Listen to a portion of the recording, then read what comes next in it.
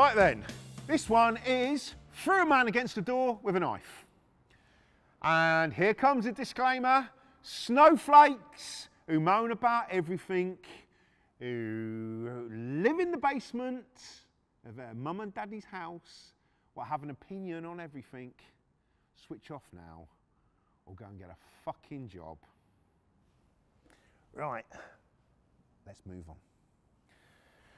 So with Dave, pulled up outside the house and the car's there.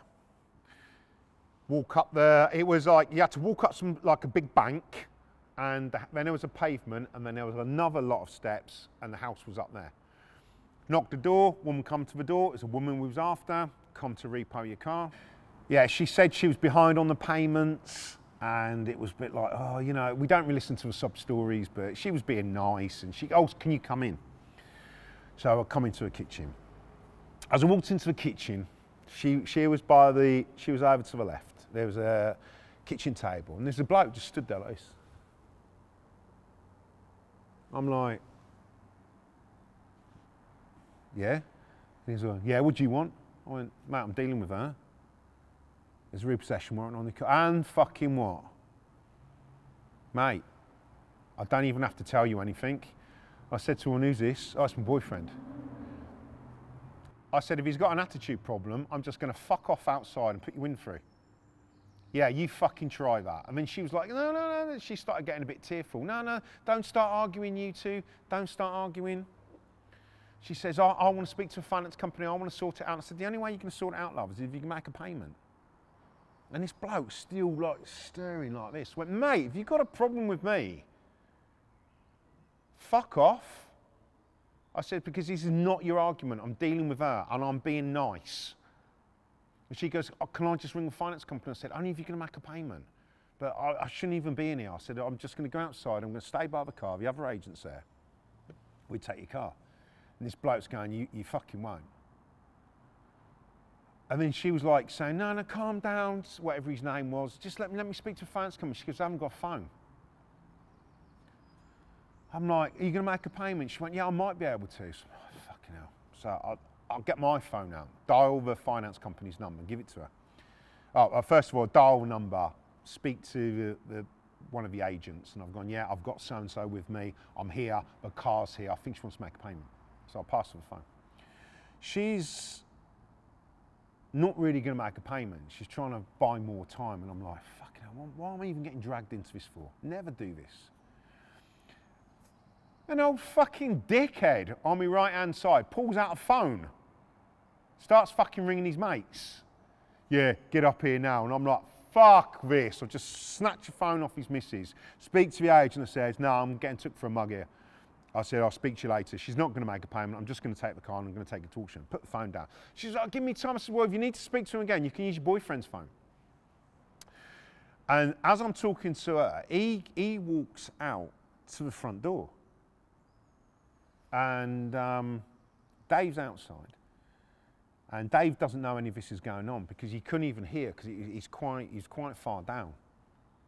And as I'm walking to the front door, this bloke is stood by the front door, stopping me from leaving. He's got a fucking knife. All right, I'm pretty fucked here because I'm inside their house. He could turn around and say that I've forced my way in, I've tried to get the keys and all that. I was thinking, fucking hell, bit of a bad situation. Dave's outside, there's a door between me and Dave and a bloke with a fucking knife. And he was threatening me, going, you ain't fucking going anywhere until the blokes get here. I'm like, right, I've got to make a judgment call here. He's either going to fucking stab me or he's not. It's that simple. Or do I take the fight to him? Do I wait for his mates to turn up? Then he's going to have even more bravado. So I thought, oh, fuck it. So I'm getting closer to him, arguing with him. And there's a move in judo where in judo when you're fighting them, you try and grab the sleeve up the top, or you grab the sleeve here and you grab them, and you can control people, and then you go for the throw. And one of the throws is is you grab them here, and then you roll backwards. And as you roll back, you bring your leg up.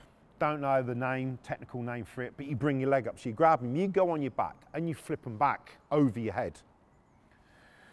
And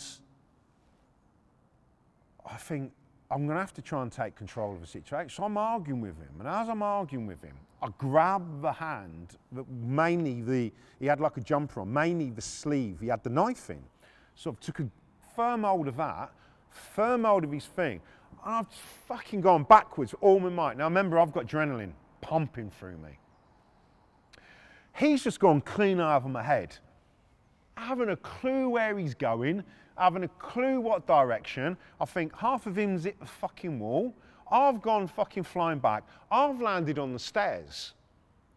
And as my head's banged the stairs, I'm not letting go. I know that he's got a knife in his hand, so I haven't let go of this. I've heard,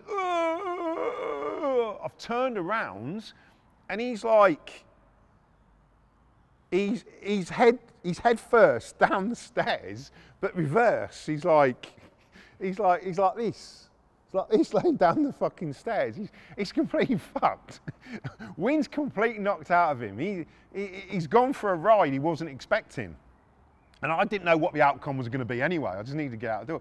So he's like, and then he starts sliding down the stairs as I get up, like, it's like, fucking hell. So I've just opened the door, run downstairs. I'm shouting to Dave, Dave, fucking hell, get the fucking hammer out of the car. We're going to break the window. We're going to get on spec. And I'm just fucking shouting everything. Dave's just like this. What's going on?